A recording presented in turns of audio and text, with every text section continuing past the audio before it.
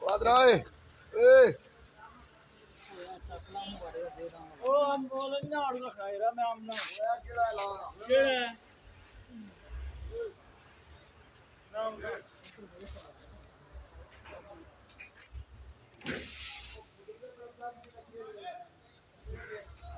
ਆਇਆ ਨਾ ਮੁੜ ਕੇ ਪੈਸੇ ਵੀ ਜਾਇਜ਼ ਮਾਰਦੀ ਨਾ ਬਾਕੀ ਝਾੜੂ ਲੈਣਾ